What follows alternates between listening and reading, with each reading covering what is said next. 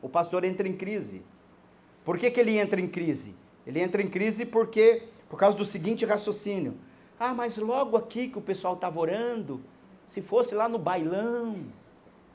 Peraí, que raciocínio é esse? Quer dizer que no bailão pode cair o teto em cima da cabeça das pessoas? Quer dizer que na igreja não pode, a gente pode construir de qualquer jeito, sem responsabilidade, e Deus tem que segurar o teto. Mas lá no centro de terreiro tem que cair na cabeça deles. Mesmo que eles tenham construído com alicerce, tudo bonitinho. Jesus não promete isso. Jesus não promete isso. Ele disse, no mundo tereis aflições, mas tende bom ânimo. No meio da tribulação, no meio da aflição, Ele prometeu que Ele está conosco. E sabe como é que Jesus está conosco? Deixa eu te contar uma história, você vai saber como. Sabe como é que Jesus está com os cristãos do Rio Grande do Sul? É assim, ó, Segunda Guerra Mundial. Berlim foi completamente destruída. E aí os governantes da cidade contrataram alguns arquitetos e engenheiros para reconstruir a cidade. E esses arquitetos e esses engenheiros começaram a passear pela cidade porque eles queriam descobrir um local, encontrar um local como ponto de partida para a reconstrução. E eles chegaram numa praça central de Berlim e eles se depararam com uma imagem de Cristo, como se fosse o Cristo Redentor, bem menor, obviamente, mas sem cabeça e sem braços. E eles tiveram uma ideia, mandaram fazer uma placa e colocaram aquela placa no lugar desfalcado pela cabeça. E a placa trazia o seguinte dizer: povo de Berlim, quem vos fala é o Senhor Jesus Cristo. Os braços com os quais eu conto para a reconstrução dessa cidade são os braços do povo.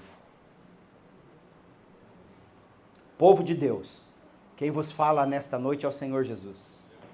Os braços com os quais eu conto para socorrer essas pessoas que estão sofrendo são os braços desse povo que eu comprei e lavei com o meu sangue na cruz do Calvário. É com atitude. É com atitude. Muitas vezes a gente fala, vamos orar. E Deus está esperando de nós uma atitude. Só que muitas vezes é o pessoal do Rio Grande do Sul, mas muitas vezes é um irmão que está do nosso lado na igreja, pastor. Que está aqui precisando e a gente chega e fala, não, vamos orar. E não é hora de orar, meu irmão, é hora de ser os braços de Jesus. É quando alguém está sofrendo, sabe como é que é o acalento de Jesus? É você ir lá, abraçar. É igual um crente que estava assistindo o noticiário e ele viu que lá no Nordeste a casa de uma pessoa tinha pegado fogo. Sabe o que ele fez? Pegou o dinheirinho dele, comprou uma passagem, foi lá do outro lado do Nordeste. Foi lá só para dar um abraço naquela pessoa. Ele disse, eu não tenho nada, mas eu vim aqui dar um abraço. Eu quero ser o abraço de Deus para você e quero estar aqui do seu lado. Aí você me pergunta, qual é o melhor? Não ter tribulação na vida e não ter a companhia de Deus? Ou passar por dificuldades e ter a companhia de Deus?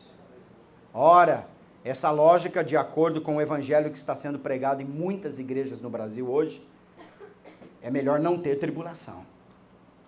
Mas a Bíblia não diz isso. A Bíblia diz o seguinte, que a tribulação produz em nós frutos pacíficos. E Tiago chega a dizer assim, bem-aventurado, feliz, é aquele que passa por várias provações, porque depois de provado, ele receberá a coroa de justiça que Deus tem preparado para aqueles que são seus.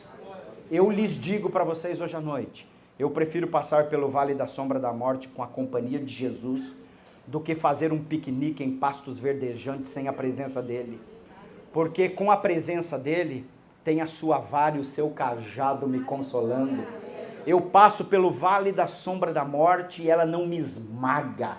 Eu saio do outro lado purificado, com mais maturidade, com mais garra, com mais preparo para enfrentar desafios maiores. Sabe o que é preocupação, meu irmão? É ocupar-se com alguma coisa. Preocupação. Pré-ocupação. É se ocupar com uma coisa que ainda não aconteceu. Pode nem acontecer, mas eu já estou pré-ocupado com ela. Você está vivendo numa cidade hoje que é violenta. E o cara todo dia está preocupado. E se eu for assaltado? E se eu for isso? E se eu for aquilo? Ele está pré-ocupado com uma coisa que nem vai acontecer com ele. Deixa eu dizer uma coisa para vocês, olha aqui para mim. O melhor de Deus ainda está por vir.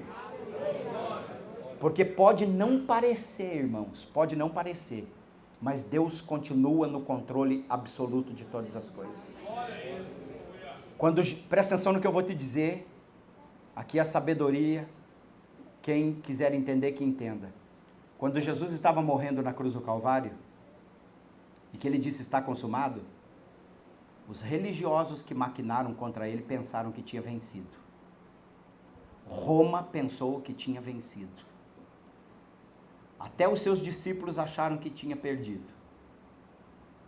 Mas Deus continuava no controle, porque aquilo fazia parte do processo.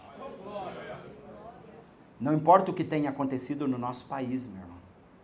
Deus não perdeu o controle.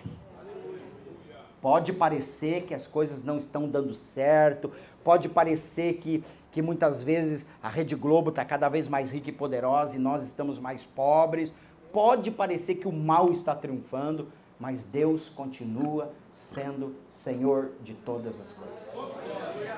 Quando Lázaro estava doente, Jesus olhou para a irmã de Lázaro e disse, essa doença não é para a morte, essa doença é para a glória de Deus.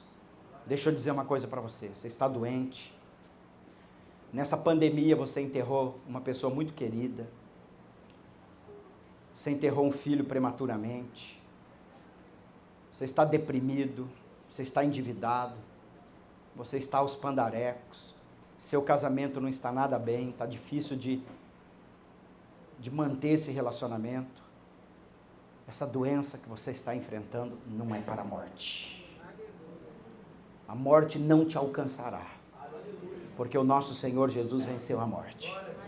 Se você quiser, com a atitude certa, da maneira certa, você pode dar a volta por cima. Quarto, acerte a sua visão de Deus.